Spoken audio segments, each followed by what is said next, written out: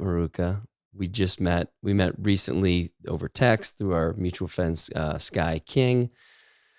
And then we got to throw the football around, blow each other up with gel blasters, listen to you play some music, smoked a bag of tobacco, tea, and herbs from the volcano, which is a direct descendant of our mutual brother Paul Check. Who thank you, Paul, for all that and all you've done for both of us. So welcome to the show, brother. Thank you, Cal. Now listen, and I talked about this prior. We're going to get in and have a really fun conversation, but I also want to be really intentional because I know you and I can talk about a lot of things. At the ripe old age of 21, which still fascinates me, you've learned a lot, and not just through study, but you've certainly done your homework. But you've learned through your own experience, and for me, that is the greatest teacher. And you're what I'd call a wounded healer. Like you've gone to that place when you were 15 and were having the digestive issues and things weren't working with you. You went in to figure out why. And so I would love for you to maybe give a little bit of background into that. And then let's get into like some practical ways of, this podcast is the great unlearn. My journey is about unlearning. And so I'd love to unpack what are some common misconceptions with sunlight. I mean, your podcast is called The Light Diet. Your movement is The Light Diet. So let's get in there and see how people are misunderstanding sunlight and light in general, inside. And then like, how do we, really repattern that understanding? And then we'll get into practical uses of, what can people, what's the Light Diet 101 that people can today start? Like not try to be you today, right? But what are some steps that they can take, little adjustments within their natural rhythm that can help them kind of really get in touch with that relationship with the sunlight, which is, as you know, is really our life force. So yeah, well, there is plenty for us to discuss. I'm excited about it. I'm gonna do my best to keep us somewhat on topic, but it's just not my orientation. So this is a challenge for me that I welcome. Likewise. So first of all, you said the light diet, and I'd love to just unpack that because people will hear that and wonder, is it a diet of like a light, like just salads and stuff? That's what people could think. So light, of course, is the energy, one of the forms of energy in the universe, and it happens to be the most relevant for living organisms. So my journey goes through when I was younger and having these health issues, and ultimately it all led to me understanding that the traditional solutions to health challenges that are used in the Western world, first of all, like pharmaceutical drugs, but also a lot of naturopathic things and remedies like that, and even diets, supplements, and exercise they all play a certain role. Pharmaceuticals, less so in my mind, but naturopathic things, alternative remedies, supplements, exercise, diet, they all play an important role. But one of the most overlooked factors in our health is light. Because again, when you look at the core of humans and all living organisms on Earth, light is sort of our lifeblood. And so the light diet is basically just a diet of our light exposure. And I use diet in a bit of a way to bring light to something that people are already familiar with. So people are familiar with going on the paleo diet or the vegan diet or the carnivore diet. So I use the term diet intentionally because, some people will say, oh, I don't know if you want to use the term diet because then you're kind of thrown into that pool. And I'm like, well, no, it's intentional. It's by design. Diet talks about a certain way of consuming things that, has some sort of intended outcome on the body. And as opposed to a food diet, it's a diet of our light exposure. And I happen to have been one of the first people to come up with this type of thing. So I get the, liberty of calling it the light diet. Nice. Eventually there'll be this light diet and that light diet, but I just get to say, this is what I think. And got the Instagram and the domain for a very ridiculous price. You would think that RA Optics would be more obscure than the light diet as far as simple words domain names go. But Raw Optics cost me like 4 or 5 grand, and the light diet was like $70. It's like, how Yes. does nobody own the lightdiet.com? You'd think that if you're just buying and browsers or domain names just to, you buy all the ones with the common phrases. So anyway, I lucked out there. But anyhow, that's the light diet. Just it's a diet of our relationship with light. This is your opportunity. The invitation is for you to really have that personal sovereignty around your health. Just like I encourage you to try to look at other areas of your life where you can really have that ownership of what you do, how you do it, your yeses and your nos. And again, that's a whole nother podcast. But what we're about to get into now are, Matt's light diet and some principles behind it and practical applications. And again, I'd love to just paint the picture for people like, hey, this is, you don't think it's so bad being inside all the time because it's, you get the thermostat on, it's really comfortable, da da da da. But like, what are the harmful effects of being inside all day? Yeah. So this gets juicy. I love it. So basically, as beings of light, as we can say, we are powered by the sun. So all that evolutionary time that we were outdoors, until we moved to an indoor lifestyle, we were getting what you could consider like a full spectrum multivitamin of energy from the sun. In other words, there's all these different wavelengths, and each wavelength can be absorbed by specific molecules and so on, which can therefore have certain effects using that energy. And so one way to put it is that our body sort of became like a palette of paint that has an unlimited number of colors that you can pull from. Dramatic pause to hit the bag. Yeah, hit a little bag here. There we go. So this is an analogy I'd like to work on a little further, but basically we are like a painting that has every single color in it between infrared and ultraviolet, every single wavelength of light between there. Many of them our body's using, if not most of them and all of them for things that haven't even been fully discovered, but many of which have been researched and studied. So a way to think about this is if you have a painting that has all these beautiful colors and all these different tones in it, and you shine just a blue light on it or just a red light, you can't see all of the colors in that painting because in order to see them, you have to have the light present that those specific pigments and those different colors of paint absorb and re-emit so you can see them. You know what I mean? If you see a painting in darkness, you don't see the painting. You could feel it with your hands, but you can't see it. So in a similar way, our body is like a full spectrum palette of color painting that has been developed over billions of years with all of these frequencies and wavelengths of light that power a lot of different things in our body. So with a painting, whereas it's sort of, it holds energy, but it's sort of sedentary and it hangs out there in our body, all these wavelengths, all these different colors power a lot of different things. So the first risk of just living the indoor lifestyle is simply you're losing your color, your shine, your glow, your energy, your vital life force, and the function of basically every single biochemical reaction in the entire body is diminished because the full spectrum of sun powers such a wide variety of processes that when we don't have that regularly and consistently, we are becoming a less complex organism. We're becoming, all of our high level functions are lowered. So some examples of these, if we go through each of the colors, if we start with infrared, infrared structures water in the body and allows it to carry and store information and energy effectively. So this is the work of Dr. Gerald Pollack studying fourth phase water and many experts before him.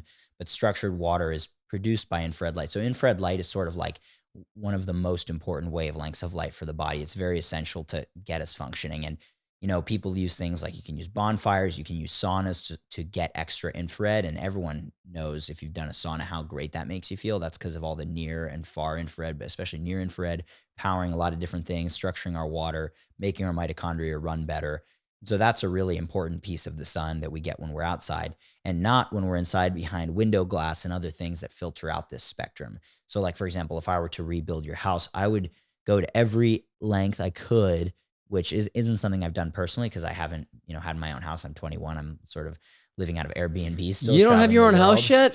Fuck, Yeah. you've done everything else. Yeah, right. But I would make sure I found what's called full spectrum glass, or which is quartz, basically quartz, but that'd be very expensive. I was gonna say, how expensive is it relative to like a regular pane of I glass? would guess whatever it is, probably times like 10 or 20, I would assume. So maybe in a room like this where I spend a lot of time, I would make the investment on that pane of glass right there that Yes. shines in here. And quartz would be fancy. There are plastics that have been developed that transmit full spectrum light, including ultraviolet. Now, here's the thing. Over time, your books, your shelves, your couch, your paintings are going to they're going to be degraded by the ultraviolet light. So they'll lose their color in some ways because of the effect of UV kind of slowly breaking down things.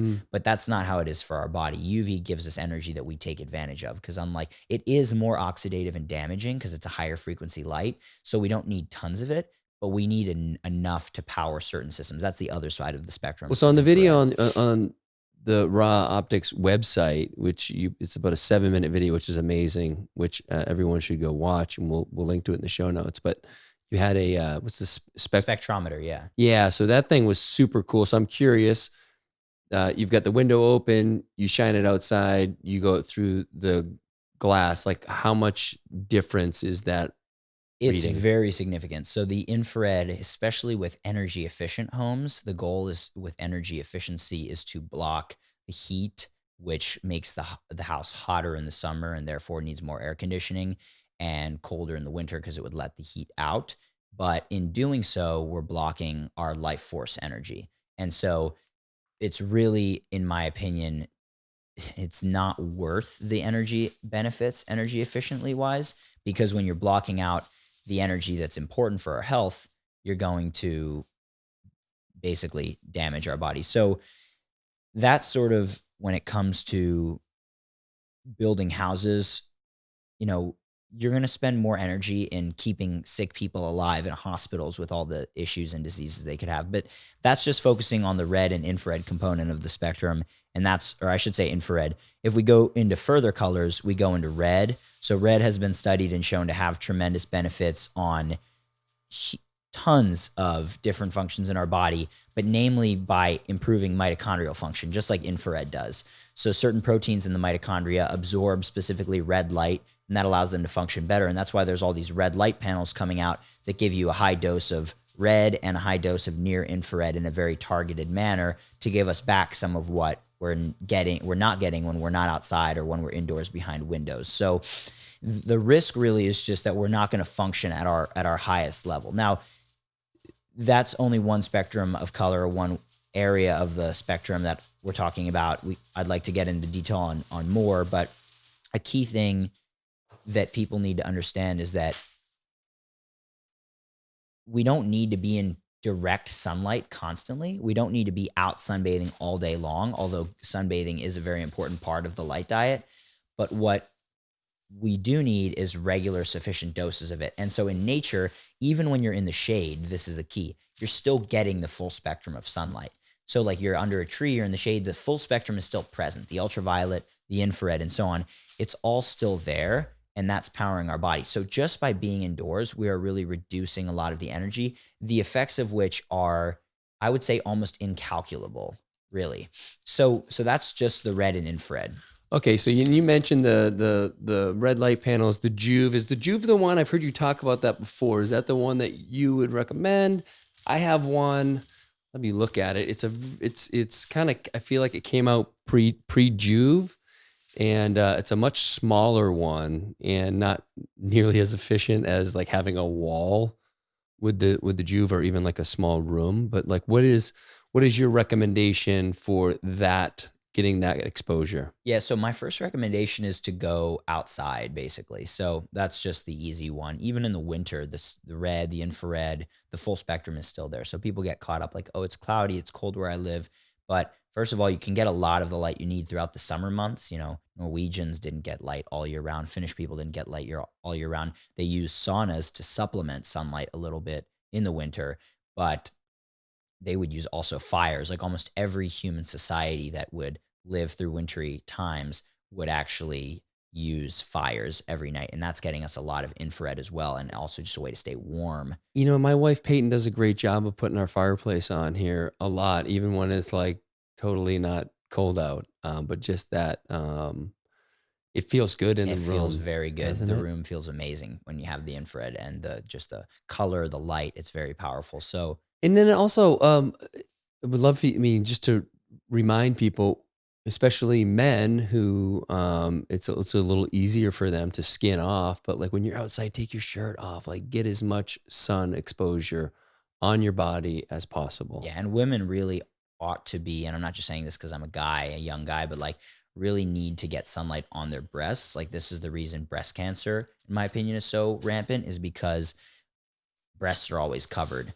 And, people get urinary tract infections because they're always covered from there. It's moist down there with clothes on and it gets sweaty. It's like we're designed to be getting sunlight, which kills bacteria. So there's a researcher who Yeah, and looked I love that point as well. And it brings to mind, it's something I had asked you about before we got on, just because I assumed you knew about it.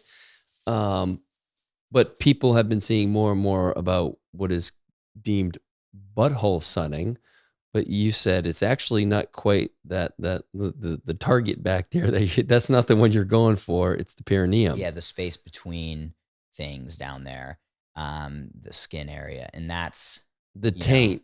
yeah, Yeah, that's the spot where it's our first center. So it's sort of like a way to take light. And I mean, when you're shirtless and you're in the sun, you're getting the light everywhere. But taking that energy into the first center, it makes sense to me, based on what I've learned, that that's going to put energy into our, chakral system, basically, that we can then, through meditation, through breath work, through just living and having good posture and having functional biomechanics in our body, from doing things like myofascial release and so on, and certain correct types of strengthening exercises, we can have that energy flowing up through our system, which is something that's sort of like the whole goal of life, in my opinion, in many ways, is to be able to let our energy move and channel it up through our body. So, that's sort of just do one. you do any of the perineum sunning? If I have a space where I can be in privacy, I will absolutely sunbathe nude all the time.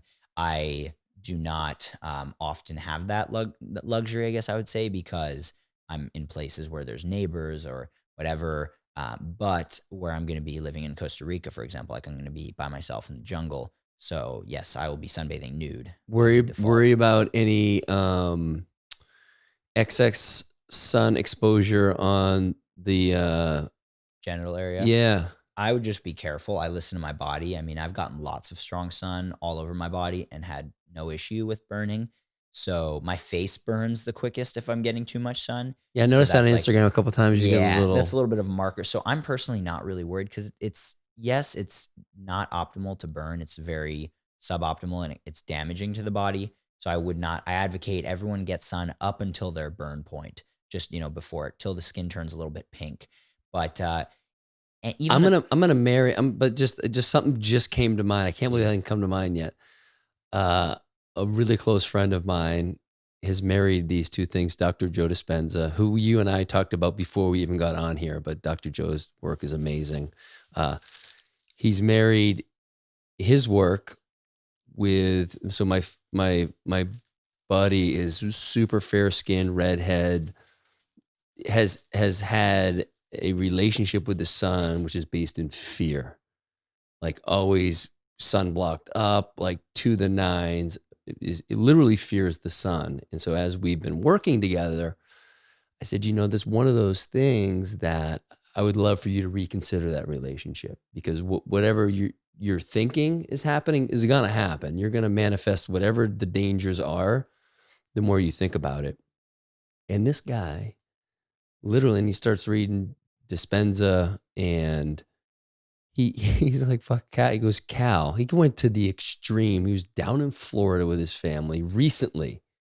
He lives up north. So it's not like he was having any sun exposure up where he was. He went down in December, January, went out on a boat without any sunscreen on, and was out like completely exposed and did not burn. yes, exactly. So even I think, thank you for saying that, because even the palest people still do not have to burn. I'm not advocating to go out and be in Florida strength sun all day I want long. to be very clear about this. This guy he did the work, the deep, deep, deep meditation to really create that belief within him that this sun was his friend and it was not his enemy. And whenever that thought would come up, he would just sit with, the negative thought. He would sit with it, breathe through it, and stay in. I was like, dude, like, I'm one of those guys who will take it to the edge. I'm not as fair skinned as him, and I wouldn't have done that. So it's like, dude, you actually did the work, and the proof is in the pudding. He did not burn. It fucking blew my mind. Yeah, that's very powerful for people to hear. I appreciate you sharing that story. That answers the question of if you're pale. Usually, people who are pale are sickly because they're lacking color. They're lacking, you can see it. It's so obvious when you see someone who's very, very ghostly. They're like a painting that doesn't have any color. They're deficient in the full spectrum of light that is powering not just the red and infrared on the mitochondria, but skipping across the spectrum. And again, so there's infrared red, orange, yellow, green, and these all have different effects in different ways. But getting into blue, blue sets our circadian rhythm. It controls the timing in our body. That's one of its main effects. And so, that's what we use that particular color for, or wavelengths in the blue range. And so when we're exposed to blue from the sun, and now we're at the higher energy wavelengths of the spectrum, blue and violet and ultraviolet are higher energy, so they can be more oxidizing and more damaging if we're getting too much. But the more oxidizing effects of blue light are balanced by the healing effects of red and infrared light. And so when we're in the sun, there's this very nice marriage of the, healing colors with the more sort of oxidative colors or wavelengths, same thing as colors. And so the sun is sort of this full package that we're tuned to. Where as long as we're, again, not doing anything that's super out of alignment with the way we've evolved, which these things would involve living indoors all day, or include living indoors all day. Uh, Being exposed to artificial light at night would disrupt our circadian rhythm. Being exposed to artificial light all throughout the day, eating really bad foods, eating out of season foods, being constantly stressed. Like these are all things that are going to, in one way or the other, negatively impact our body across the board, including our ability to harness and utilize sunlight, such Mm. that will maybe, someone ends up with skin cancer, they're blaming it on the sun. First of all, I would much more quickly point the blame towards all the indoor fluorescent lights they spent more of their time under throughout their life. Most people who get skin cancer that I know from, they say, the sun, lived and worked in, they lived indoors and they worked in an office all the time, and they'd be the weekend warrior. They'd go out and fry themselves. And then they say, oh, the sun caused my skin cancer. It's like, did the sun really cause your skin cancer? The sun gave you life, that's for sure. And it still does through all the food you eat. So you're gonna blame the sun for, it's kind of like blaming your mother for all your problems because she gave you birth. It's like, Mm. okay, like, sure, okay, you could say your mom caused all your problems at the core, but is that really fair to say, that your mom caused all your problems because she had you? Like, I think you ought to take some of the responsibility on yourself Mm. for your own choices that are out of alignment with reality. And so that is sort of a description of like the indoor lifestyle. The risks are we're not getting the red and infrared. We're not getting the proper blue light stimulus to set our circadian rhythm.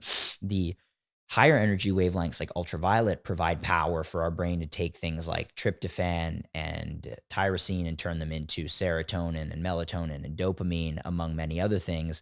So when we're exposed to sun correctly throughout the day and throughout the seasons, this helps to optimize our production of sex hormones, naturally our production of neurotransmitters optimally. And so the risks of really not getting sun and living indoors are very tremendous. And artificial light is really just a sort of bystander, or more like an accomplice in the crime, really, because again, lack of sunlight's the biggest risk. But what we do is we created man-made light sources in order to attempt to replicate the sun. In other words, like, artificial light was first seen in its value to extend working hours in the late 1800s in factories. So, because if it got dark and all you're using is candlelight and so on, people get tired because you're starting to make melatonin with the natural circadian rhythm. But if you can introduce an artificial light bulb that has blue light in it, which the original incandescent bulbs did, very little blue light compared to, for example, modern light sources, but still enough to stimulate these systems in the body to keep us awake. You're doing what some people say is burning the candle at both ends. Like, you're basically stimulating the brain and the body in such a way that it stays awake, but you're not providing it with the full power of sunlight to power wakefulness with the energy that it requires. In other words, when the mitochondria, when we're present in full spectrum sunlight, whether we're in direct sunlight or in the shade, we are making a certain amount of free radicals, also known as smoke, in the mitochondria. I say smoke because any fire or any engine that's doing a combustion reaction, which our mitochondria do, just like the car engine. The analogy of a car is great because people can relate to it much more. But basically, a car is taking a hydrogen-based fuel source like oil and or gasoline and reacting it with oxygen from the air, and then these make water, and that reaction releases a lot of energy, which is energy that was first sunlight, which is stored in the electrons of that hydrogen fuel source. And we do the same thing. We take hydrogen based fuel, which is food, and react it with oxygen from the air, which we breathe, and that makes water to hydrate our cells, and then that releases a ton of energy. And so when we are when we have this reaction occurring in the presence of the sun, we are doing it more efficiently in our mitochondria and making less free radicals and less smoke, which is like what basically contributes to aging and so on. When we are indoors under light sources or exposed to light sources or just through windows that has less infrared and red and more blue proportionately, which is what windows do mostly, and our light sources that we created today, we're basically causing our mitochondria to make more free radicals, more smoke, and therefore aging more quickly, causing more sorts of types of damage in the body, oxidative damage. And we make it even worse by continuing to use these lights into the night so that we're disrupting the production of melatonin, which is the repair molecule for the damage that occurs, any damage that occurs during the day. And even if you're in the sun, there's still oxidative damage occurring in the body. The cleanest way to go in my opinion is if we basically lived off of light alone and we're not taking in food. That's the sort of the cleanest fuel we could possibly have, is just pure light energy. And there are some people who do breatharianism, where they live off of basically breath, prana, or chi, like vital life force energy, and sunlight. And in other words, people think that's impossible. I do believe it's possible, but you would have to be extremely energetically and spiritually dialed in to do that, where eating just becomes a choice. The funniest thing is, yet there's, people from the Eastern perspective who have been able to achieve this level of mastery, so to speak. But then there's people who follow this guy, Dr. Cruz, very loyally, who I've spoken with, who live like in Florida. They're super dialed in. And this one guy, and he's actually a CEO of a telecommunications company, ironically enough, but they stopped doing wireless stuff once they learned about the risks, and they do all wired fiber optics. They run the fiber optic cables in all of New York City for the streetlights and the traffic and everything. That's like his one of his accounts. So they're very high level, but very intelligent people. But he told me, he's like, now that I'm in the sun so much and doing this, like I don't actually need to eat very much. He's like, I'll eat two meals a week, and I'm like, that's basically breatharianism. So it's interesting how these things fit together, but there's so much truth and it's so simple, but we really just want to be living outdoors. So, and with ultraviolet, another sort of facet is that also ultraviolet B allows us to make vitamin D, which is a very, very powerful hormone to allow our body to do all sorts of important things. And people supplement vitamin D, and the supplements don't have the same power and effect as vitamin D that's made naturally. I would even say it elevates the blood levels of vitamin D, but it doesn't really have the same effects in the body. So one way to phrase sunlight energy, or I should say to phrase to refer to biochemicals in our body, biomolecules, is that they're actually like messengers for sunlight. Like if you sort of see the picture I'm painting with this, it's that all of the, based on the evolutionary evidence and the how much we now know about how light affects the body, it's like life is this complex symphony occurring, and there's all these different things occurring, and sunlight, as the governing sort of agent of life on earth, is I would say, the conductor of the entire symphony in many ways, of the timing, but also the force that gives life to each of the instruments playing in that symphony. In other words, all of the biomolecules in our body, or most of them, have been developed and evolved under sunlight. And so they're, rather than thinking of these things as the like melatonin and vitamin D as something that does something.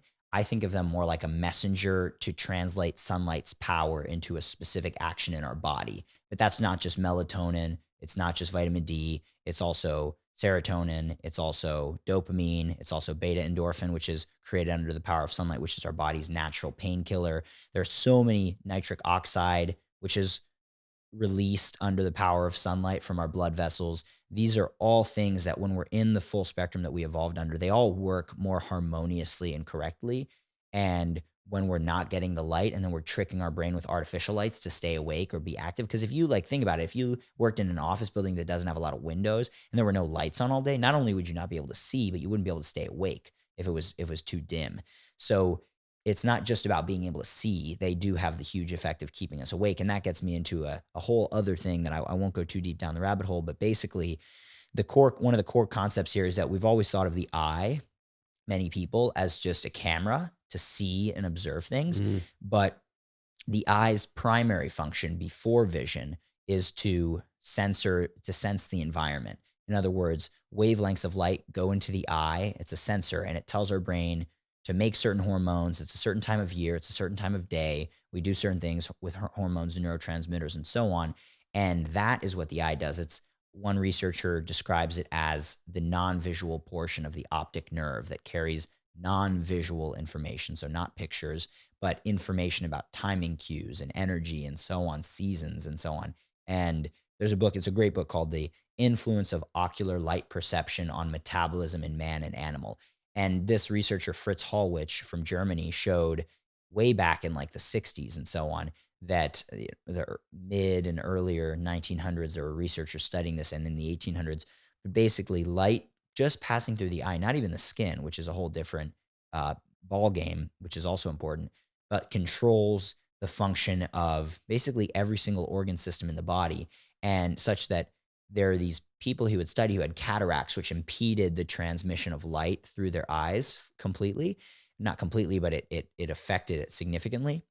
And when he would remove their cataracts and restore the full spectrum of light coming through their eyes, a lot of metabolites in their blood and urine that were completely off would start to normalize. Mm. So it's very, very interesting, but there's a whole different world of how our eye works as a camera and a timekeeper and a sort of master sensor for the environment beyond what we visually perceive.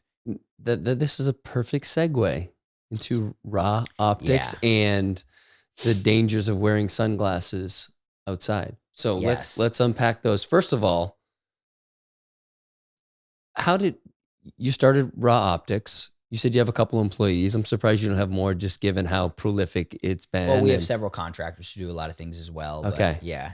It's all, dude. I mean, how like How did it because they're happen? so. I mean, if you're watching on video right now, I've been gifted a pair. Peyton's been gifted actually a few pair, and they look so dope. That's I'm what I glad you noticed like when 'em.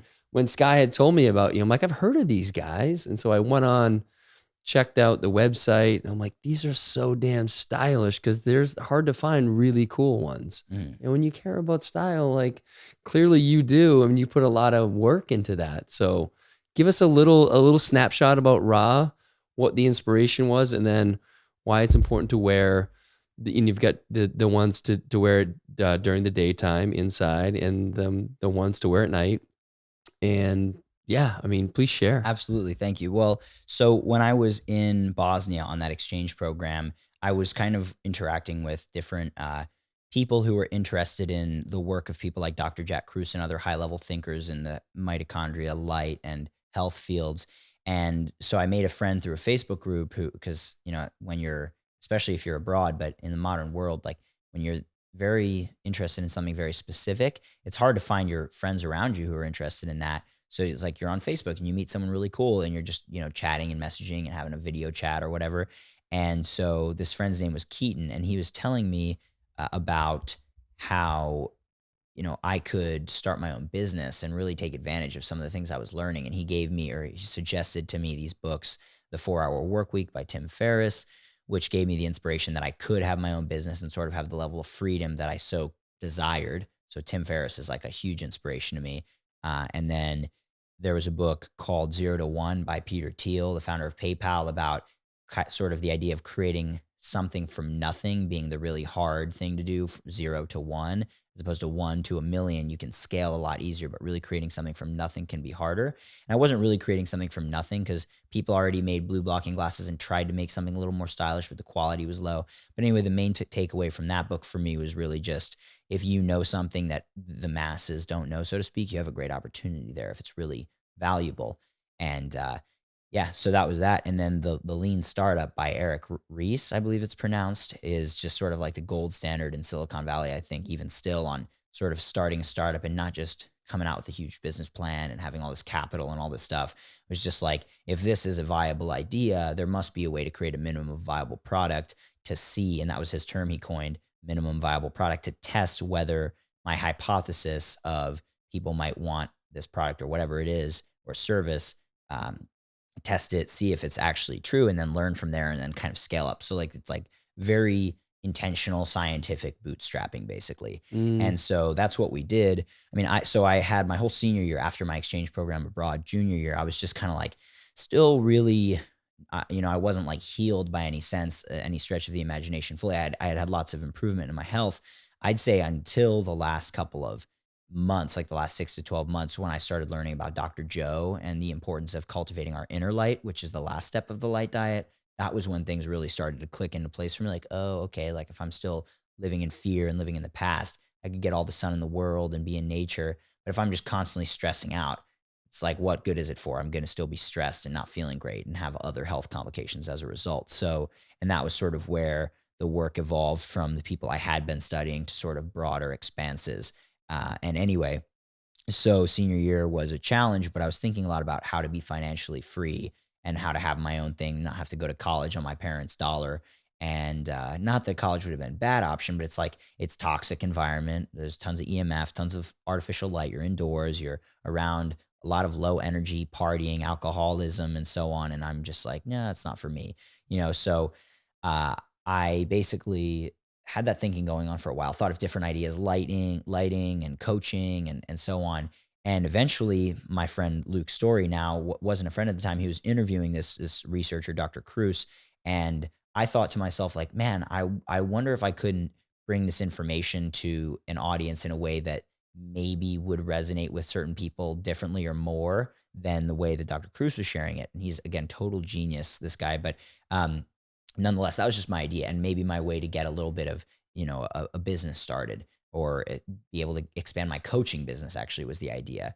And the same night that I went up to, he was speaking in New York City at an event, and I heard him advertising it on a podcast I was listening to with this guy, Dr. Cruz. Mm. And so it was like very synchronistic. And so, because he's in LA, so I was like, I wasn't going to get out to LA. So I was like, but I could drive 2 hours up to New York from Philly to meet Luke Story, ask if I could go on his podcast. So sure enough, he said yes. And I guess looking back on it, I think the reason why, because I was like, quote unquote, nobody as far as this whole Sure. thing goes. But he said it just seemed like he knew what he was talking about. I was friends with Dr. Cruz and all this different stuff. And so he just gave me a shot, as this 18-year-old who, I think at the time, I just turned 18, Dude. who was interested. And the same night, my friend who came with me, who was also had sort of taken an interest in all this quantum biology or mitochondrial health type stuff, light diet now type stuff, was there. And we were both wearing these stylish glasses that were like custom made blue blockers, where we had to work with a company we had to go buy our own frames that off the shelves, and those cost, just for a good frame alone, is like $200+. Shit. Just if anyone who wears glasses, like a frame costs, a good quality frame, like the quality of what we're selling, costs at least $200 to $250. And that's not with the right lenses. Yeah. So our products are $145 with everything. Cause we have Italian acetate. The frames are made of Italian acetate and German metal. So it's like the best that you can possibly buy. And that was my intention, is like, let's just make them best. If people don't want to spend the money, it's okay. But it's like, it is the best. But anyway, that being said, at the time, that's what we did. And then we had to send these lenses to a tint company. It was a whole process, and they tinted them, and it worked out. And then we had to give them back to our optometrist because we didn't know how to pop the lenses into the frame ourselves. But we did it. It worked out. And Luke was like, where'd you get these?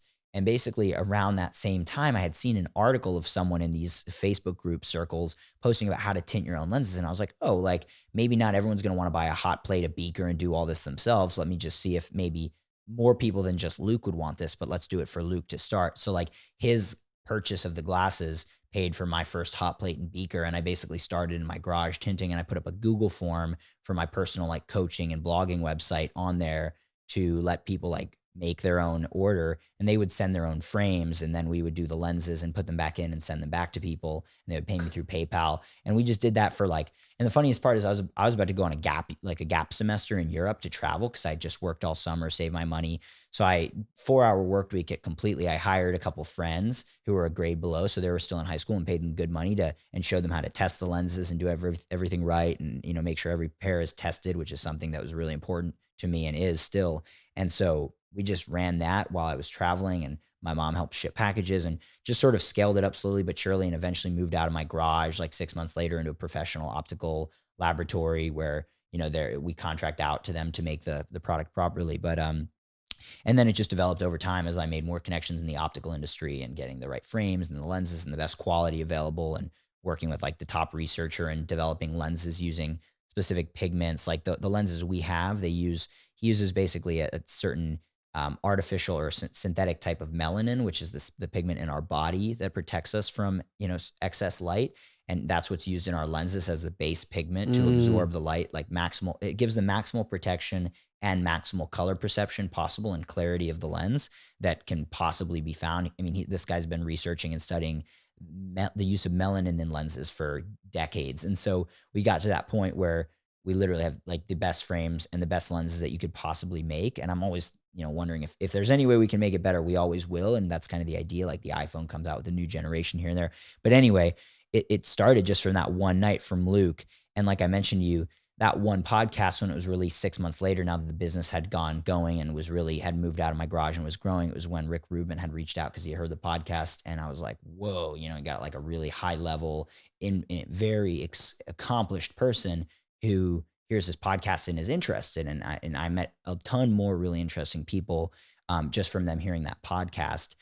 Ben Greenfield had reached out cold from a different podcast sometime around then. I was like, whoa, like this is someone 5 years ago I was like, super stoked about reading his yeah. work in the beginning. And so Yeah. then all of a sudden it's like we're interested in talking and hanging out and learning from each other. And that was sort of like the inception of the business. And then since September 2017, when it started, 3 years was like me sort of traveling, trying to find my way in life, and, learning that it isn't about where I am that's going to make me happy, but it's more about like who I am. And Yeah. that's sort of been like that lesson. But in Oof. parallel, I was trying to grow the business, and it was a challenge. Like I look back and sometimes think like, I have there's competitors, like there's a great company called Blue Blocks. They're the only other one. They sponsor JP and they sponsor Aubrey and they sponsor a lot of, they have the cash to do that with a lot of people. And they're doing great. They're the only other ones. The guy Andy who runs he's a great guy. They're the only other ones who have the right protection in their lenses, as well as good attractive frames. We're sort of a step above as far as our frame quality goes and our lens technology. But again, they're the only other ones I would recommend.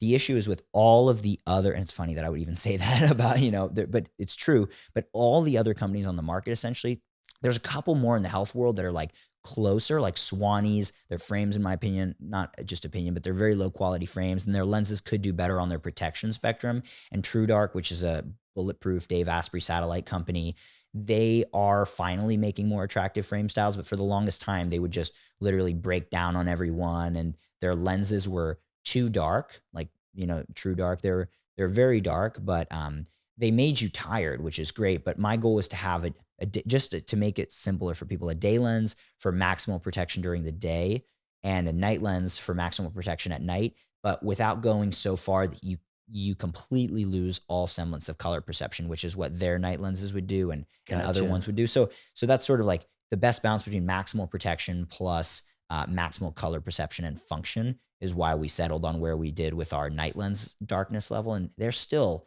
in many cases, like you can't see the color of your food when you're eating. So it's like I'll wear my day lenses if I'm eating at night, just to still have like the majority of blue light protection and all that stuff, but still see a little bit better.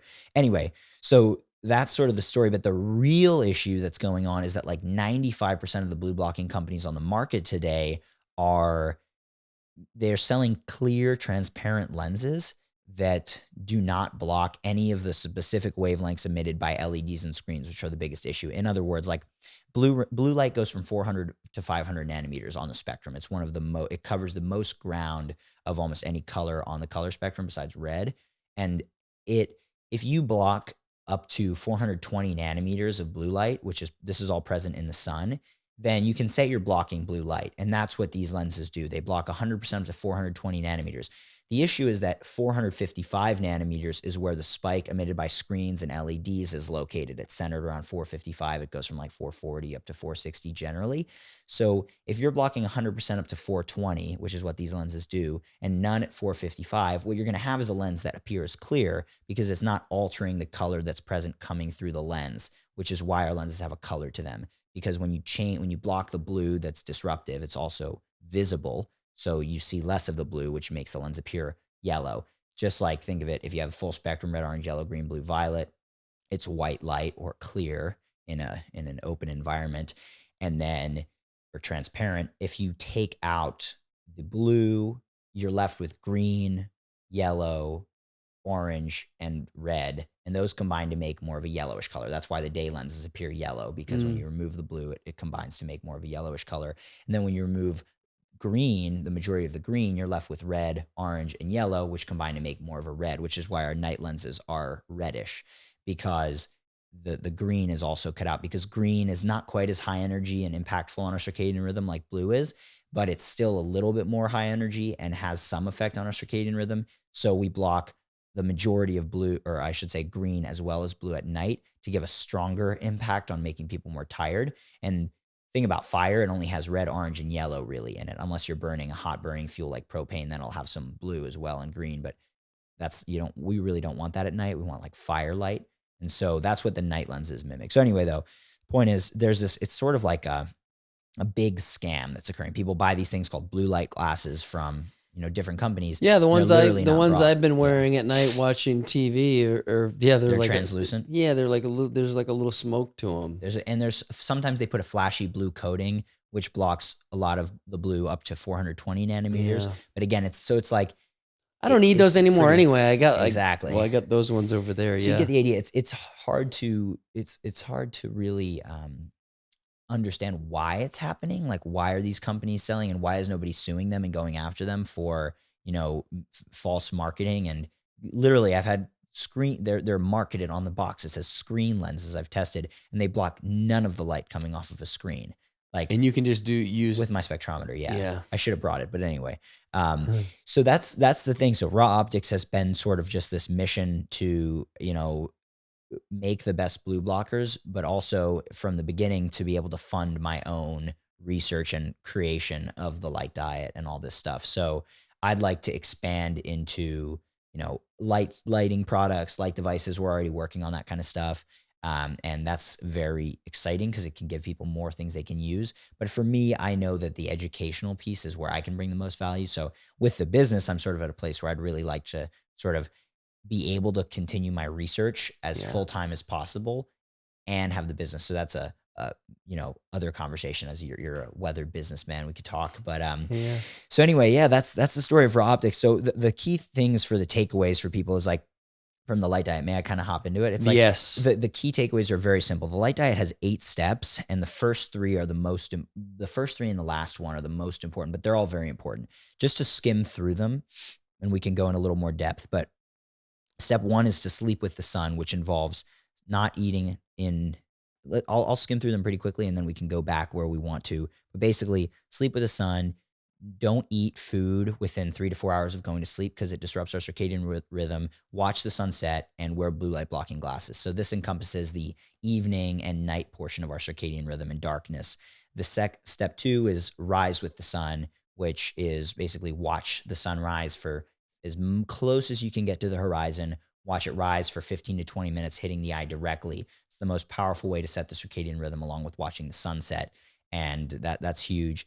Step 3, and just live outdoors during the morning light as much as you can and get that light on your skin, caught when you're drinking your coffee, eating your breakfast, whatever, even meditating, doing a podcast, whatever, Step 3 is to live outdoors during the day. So basically, this encompasses spending as much time as we can outdoors, even if we're in the shade, or opening up our windows and so on and letting that full spectrum in. And also sunbathing amply with good regularity, especially in the summer when the sun's available. Step 4 is to drink unfluoridated spring water. So that's the water that brings in our body or that stores the light, and takes the light in. Fluoride and other things can calcify our pineal gland and cause all sorts of issues. Not to mention municipal city tap water is full of all kinds of toxins that you can research and learn about on the internet.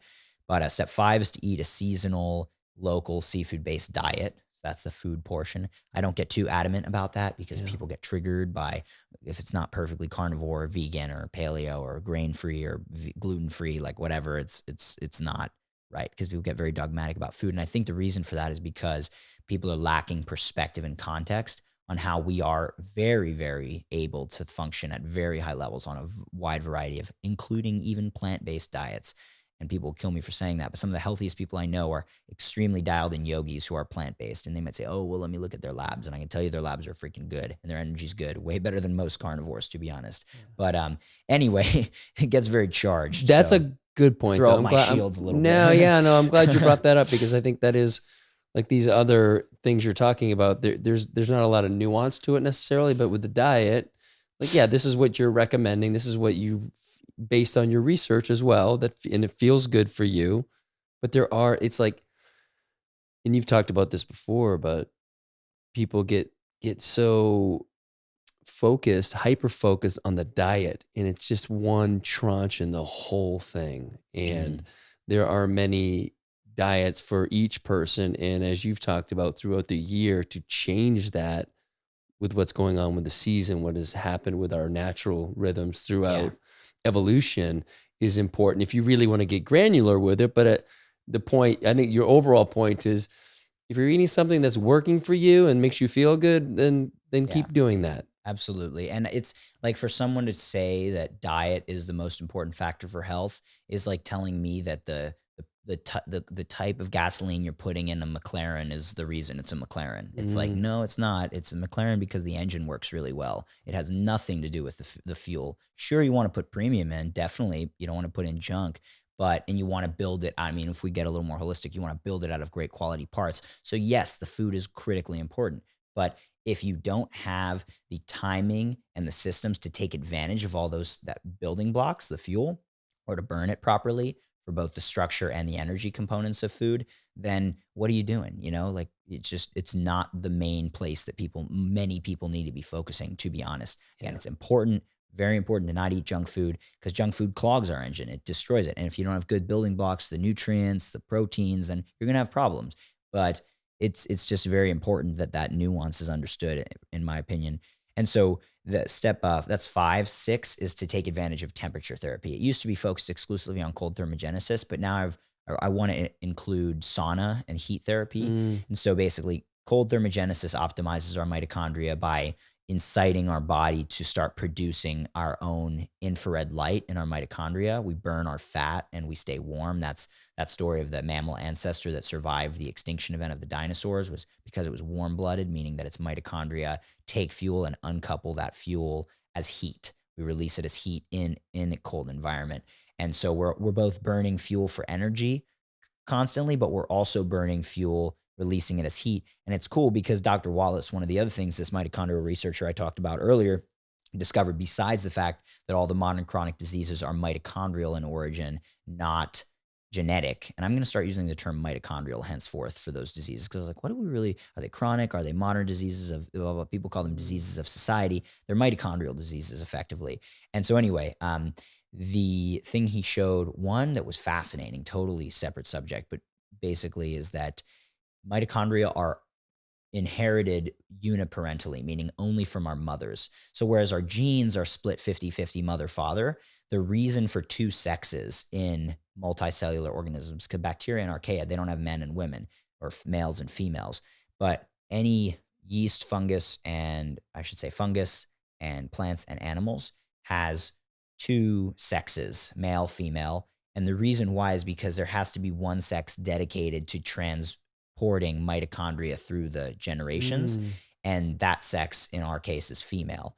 And that's why women are considered like the givers of life. I mean, obviously they have the baby. That's how it works. But basically, with the nuclear genes, those are, like I talked about, the wiring diagram versus the blueprint of the power plant.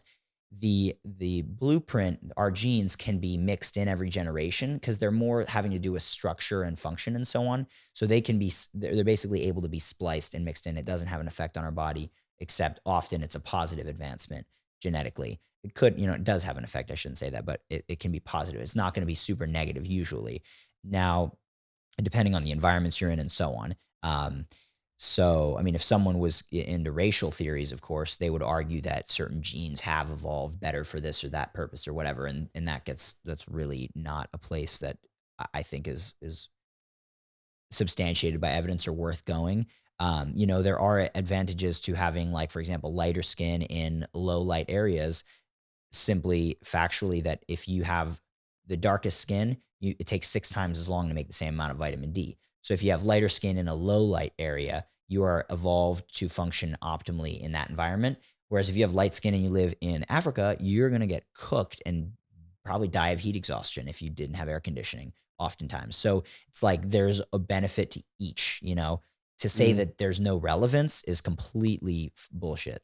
But so anyway, in a different way, mitochondria, if you splice them every generation, because they're so finely tuned for energy generation in a particular environment at a particular time, if you mix the genes of the mitochondria in with the mother and the father, then what happens when they've done this in labs, nature doesn't do it for this reason, but the offspring come off as either they die almost very shortly after childbirth, or they are psychotic and they express all sorts of psychosis diseases because the brain, very energy demanding, can't function at all. So um, the point is, with this happening, the mothers pass on mitochondria by themselves because that way the wiring diagram can stay consistent throughout each generation in those environments. And the men don't, we don't mix in our mitochondrial genes and mess it up. Okay, And that makes so, sense. yeah, and men could be the ones who pass on the mitochondria, but in that case, we would be the women basically. So anyway, that's one of the things Dr. Wallace discovered, which is a huge breakthrough. And one of the reasons it's so important for what we're talking about is that people always say, like, oh, heart disease runs in my family, or this or that runs in my family. Like it runs in everyone's family because we're all living the same technology based indoor sunlight deficient lifestyle. So every family you look at has either heart disease, obesity, diabetes, cancer, Alzheimer's, dementia, almost every single family in the industrialized world. So it's not genetic. It is mitochondrially genetic. So these are being passed down through our mothers. So, like, for example, it's funny to see, but like my mom had a lot of allergies. I had a lot of allergies too. My mom has sensitivities to certain foods like gluten and eggs and so on. I had those too. So these things are passed. So we need to be looking at our mothers because their mitochondrial damage, whatever level of damage they have, is what we inherit as babies. And another interesting thing is, the older a woman is when she has a child, the more prone they are to mitochondrial disease and damage, and things like autism as well, which is another mitochondrial disease, because the longer those egg cells sit in the woman's body, the more the older they are. So the baby is born as an older human, if that Sure. makes sense. Yeah, Whereas yeah. if a woman has a child when she's 20, that baby is born with much younger mitochondria. Anyway, all that's to say about Dr. Wallace, we were talking about sort of the step 7 or 6, get cold or take advantage of Yeah. temperature therapy.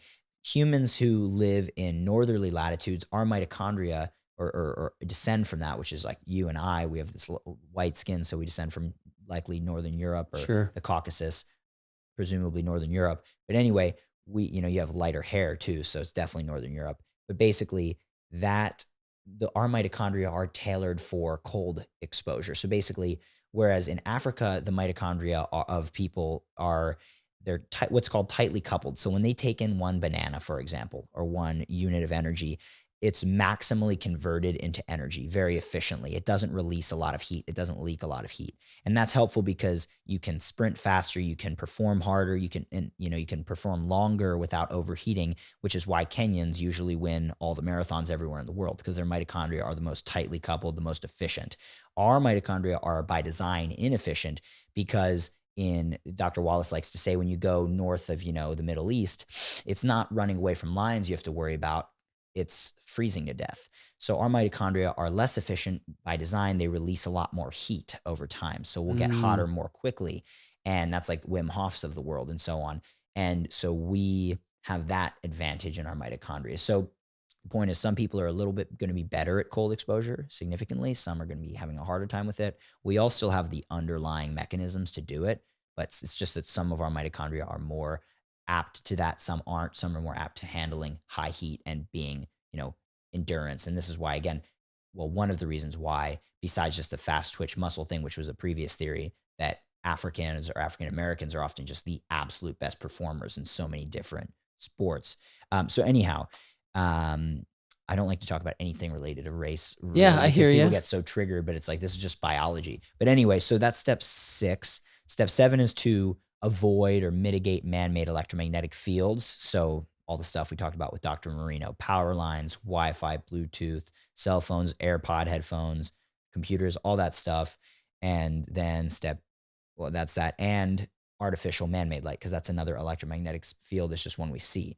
Step 8 is to cultivate our inner light. So that's basically uh, doing the work to eliminate those energetic blockages, old belief systems. Like if you did all the other stuff, but you didn't have any fun in your life or play, which is like kind of where I felt like I was at for a long time, Mm. just being hyper focused on business and not on like being a 19-year-old or whatever, 20-year-old at the time, 21-year-old now.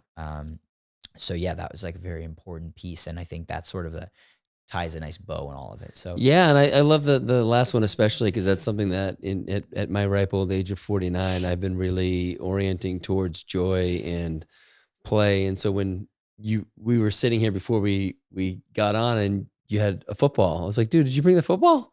Because we have footballs here because I have kids, mhm. and you're like, yeah, I love throwing the football. I was like, well, fuck, let's go play, let's go Yeah, I toss it love that, around. And so dude. we It's did so that, and great. then we got out the gel blasters, and it's like, let's play for a little bit before we sit down and play a little bit more. But Yeah, of course. so tell me, uh, you have someone who comes in and they're in dysfunction, Mhm. right? Like, what are you're going to give them a couple nuggets to work on because, as you know, like, and you said it before, like they're all important, but these are the ones Mhm. like to focus on because it can be overwhelming for Mhm. people. Totally. What are the ones that they're going to get the most bang for their buck right away? Yeah, so I would say really like you would want to start by watching like I recommend watch every sunrise and sunset if you have issues because that's the most surefire way to start resetting circadian rhythms.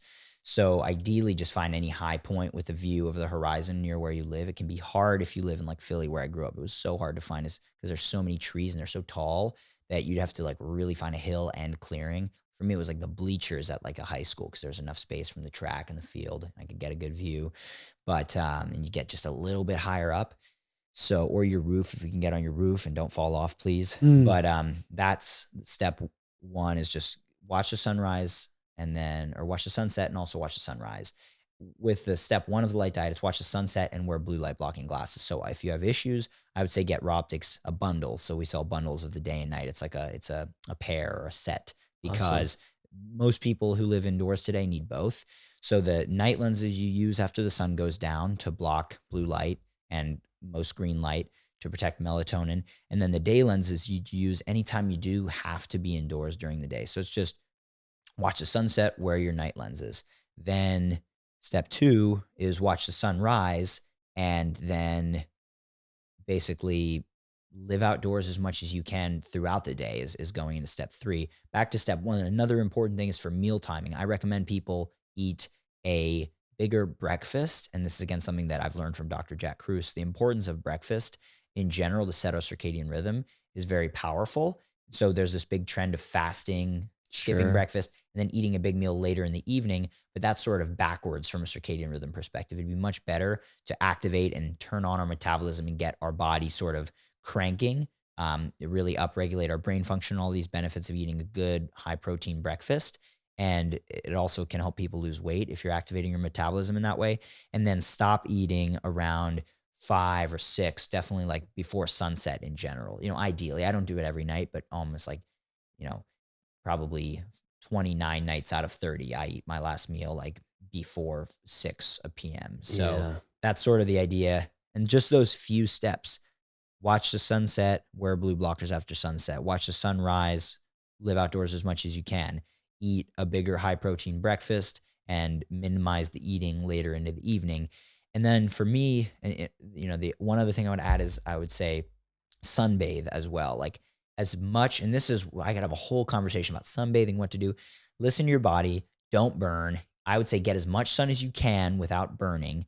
And if you live in a wintry place, still get outside, even if it's cloudy all day long, like it is in Philly in the winter and Chicago a lot of the time and Boston, Yeah. get out as much as you can throughout the day. Get up and walk outside when the sun's coming up anyway. Just get that morning light. Get out and get the evening light if you can. Walk outside as much as you can throughout the day. And in the wintry places, I would say take advantage of like a sauna, take advantage of a bonfire or a fireplace at your house and like take your shirt off and get right up next to it. It'll feel really good. Take advantage of cold therapy. Like the rest of the steps, five or four, five, six, and seven.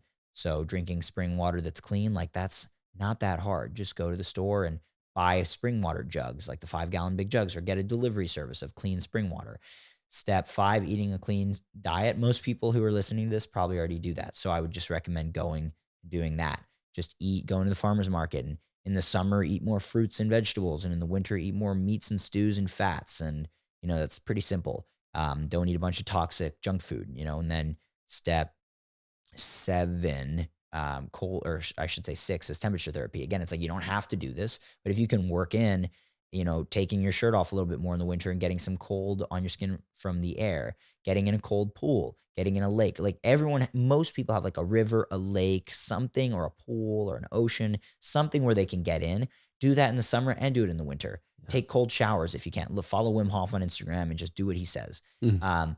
Get a sauna if you can, but those are expensive for many people. So then just have a bonfire in your fireplace, have a bonfire in your backyard. I built a little bonfire pit in my backyard with bricks, just a couple bricks like in a circle, and then up it from the middle of the base as well.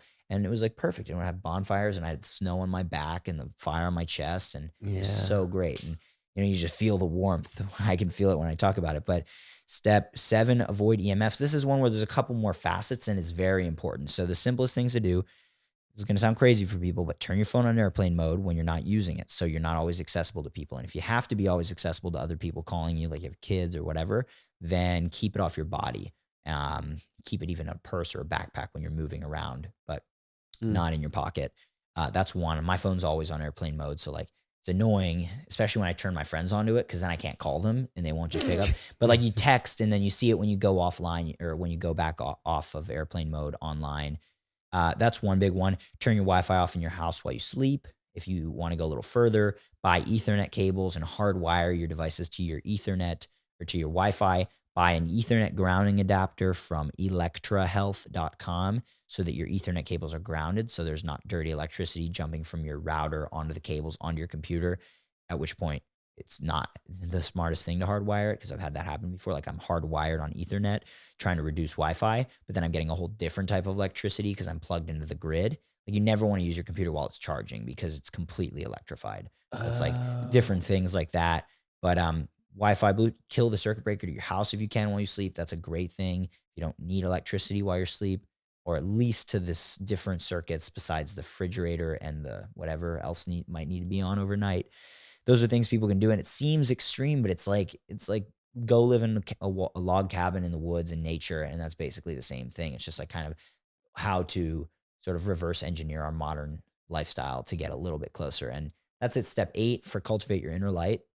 There's, like Kyle said on the podcast, I just interviewed him for the light diet the other day, and he's like, there's so many spiritual books, so many great books about it. Just read one and go with it. Yeah. But I like to recommend people to Dr. Joe Dispenza, and I'd say listen to his interviews with Aubrey Marcus and others. You'll get it quickly that like any suffering is like sort of a choice of ours. It's like a choice, and it's limited identification as an individual as part of a greater whole, and limiting our identification to being this individual being. And I still suffer and struggle and overthink this and that plenty, tons. Sure. Like I'm not an enlightened being, but there is a path there that we can all follow if we want to put in the work, as Dr. Joe calls it, to ascend that daily life struggle that's going to zap our energy and take away from all the good things we're doing for ourselves. So that is the light diet in its Dude, essence. awesome. I'm trying to think if there were any other questions that came up for me. I know. Sunglasses, Yeah, sunglasses. not good, because if we thinking about all the Just from non-visual, everything you just talked about. yeah, But yeah, everything just we just land it talked for about. people. It's like basically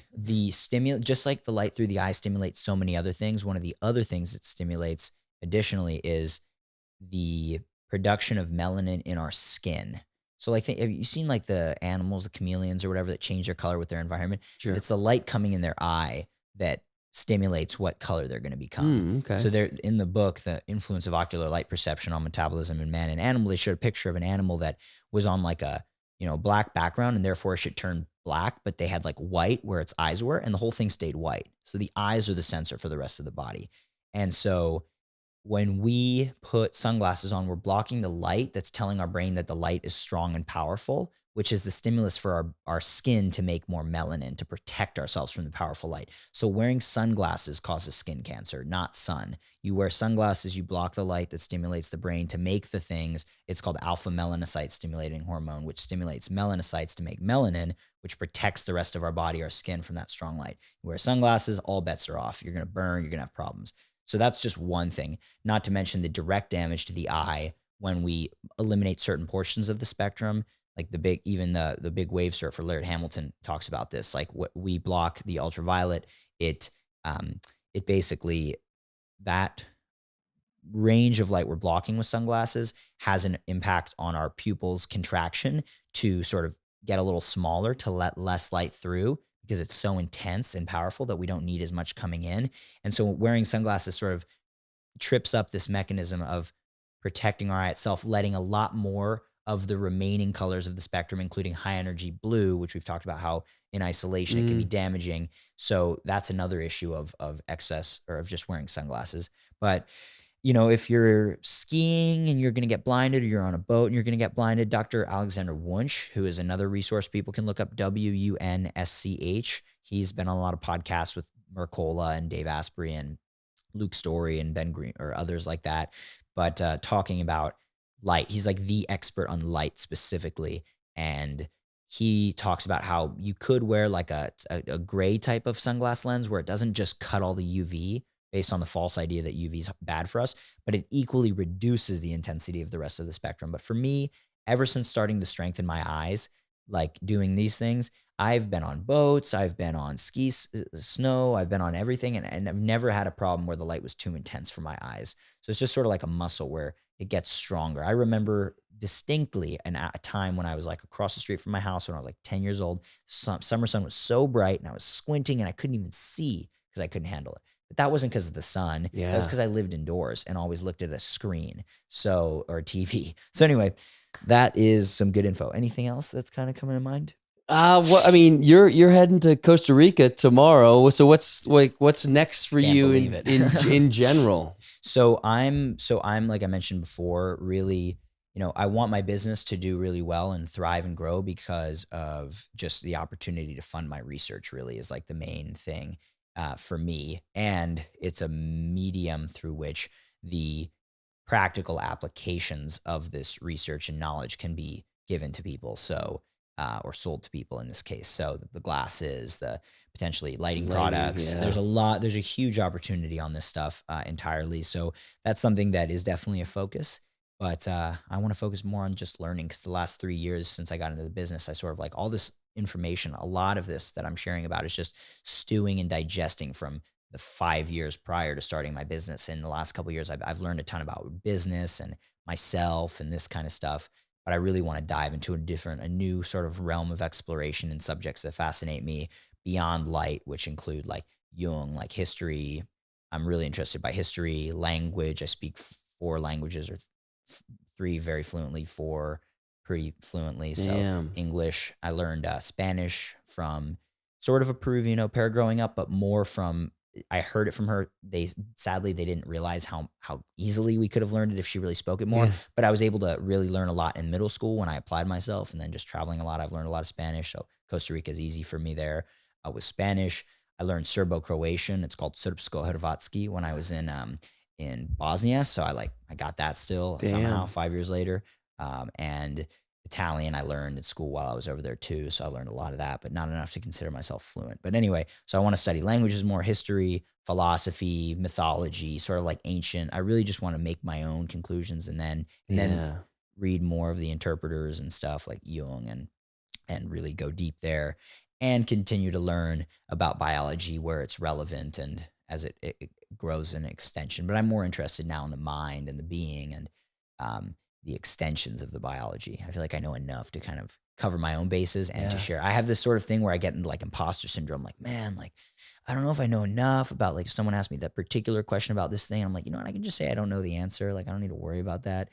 Anyway, you get the idea. So that's That's where I'd like to great to head. learn that at Yeah. 21, brother. Holy Thanks. shit. Yes. And you travel a lot. Working That's on it. awesome. I mean, you're living life, and Yeah. which is amazing. People can find you. I know on Instagram, The Light Diet. Like, where else can people find you? I'd say the Instagram, the light diet is probably the best place, and rawoptics.com, raoptics.com. It's named for Ra, the Egyptian god of sunlight, but medicine and healing as well. And optics just means light. So it's sun, light, raw optics. Mm. And basically, that's it. The And your Instagram, the light diet. podcast. The light diet podcast, that's a new thing that I think people should definitely check out if they want to hear deeper perspectives as how it relates to light and inner light with all these different experts who I've been interviewing. And I'd say those are the best places. I might get on Clubhouse or Telegram or whatever else it is now. That's the Sure. thing that, you know, but you get the idea. Yeah, that's it.